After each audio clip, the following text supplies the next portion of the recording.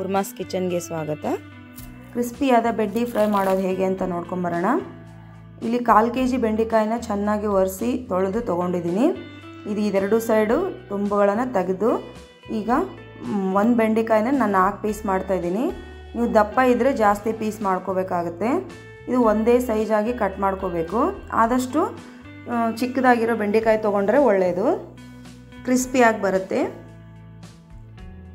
ಎಲ್ಲನೂ ಈ ಥರ ಕಟ್ ಮಾಡಿ ಇಟ್ಕೊಳ್ಳೋಣ. ಇಲ್ಲಿ 1/4 kgಗೆ ನಾನು 2 ಸ್ಪೂನ್ ಅಕ್ಕಿ ಹಿಟ್ಟನ್ನ ಹಾಕ್ತಾಯಿದ್ದೀನಿ. ನೀವು ಕ್ವಾಂಟಿಟಿ ನೋಡಿಕೊಂಡು ಹಾಕ್ಕೊಳ್ಳಿ ಹಿಟ್ಟು. ವಿಡಿಯೋನ ಸ್ಕಿಪ್ ಮಾಡದೆ ಫುಲ್ವರೆಗೂ ನೋಡಿದರೆ ನಿಮಗೆ ಹೇಗೆ ಮಾಡೋದು ಅಂತ ಗೊತ್ತಾಗುತ್ತೆ. ಈ ಥರ ಮಿಕ್ಸ್ ಮಾಡಿ ಇಟ್ಕೊಂಡು ಒಂದು 10 ನಿಮಿಷ ಇಟ್ಬಿಡೋಣ. ಇದರಲ್ಲಿರ್ತಕ್ಕಂಥ ನೀರಿನಂಶ ಹಿಟ್ಟು ಹೀರ್ಕೊಳ್ಳುತ್ತೆ. ಇದಕ್ಕೆ ಮಸಾಲ ರೆಡಿ ಮಾಡ್ಕೊಳ್ಳೋಣ.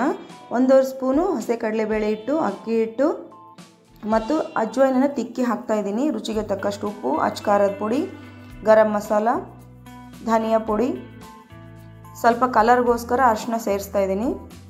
ಇಂಗು, ನೀವು ಬೇಕಂದರೆ ಆಮ್ಚೂರು ಪೌಡ್ರ್ ಅಥವಾ ನಿಂಬೆಹಣ್ಣಿನ ರಸ ಕೂಡ ಹಾಕ್ಕೋಬೋದು, ಚೆನ್ನಾಗಿರುತ್ತೆ ಹುಳಿ ಹುಳಿಯಾಗಿ. ಇದನ್ನು ಚೆನ್ನಾಗಿ ಮಿಕ್ಸ್ ಮಾಡ್ಕೊಳ್ಳೋಣ. ನೋಡಿ ಇದು ಹಿಟ್ಟು ಯಾವ ರೀತಿ ಇದಕ್ಕೆ ಅಂಟ್ಕೊಂಡಿದೆ ಅಂತ. ಈಗ ಇದನ್ನು ಒಂದು ಪ್ಲೇಟಿಗೆ ತಗೊಂಡ್ಬಿಡೋಣ.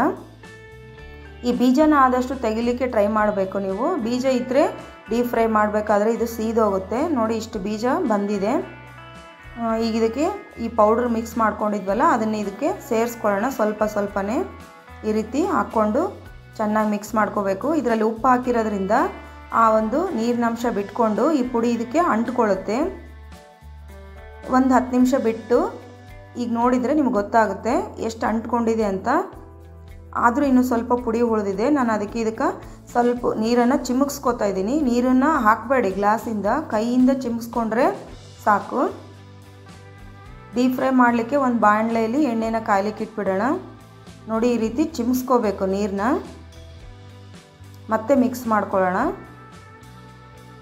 ಕೆಳಗಡೆ ಉಳಿದಿರ್ತಕ್ಕಂಥ ಪುಡಿ ಕೂಡ ಇದಕ್ಕೆ ಅಂಟ್ಕೊತಾ ಇದೆ. ಇವಾಗ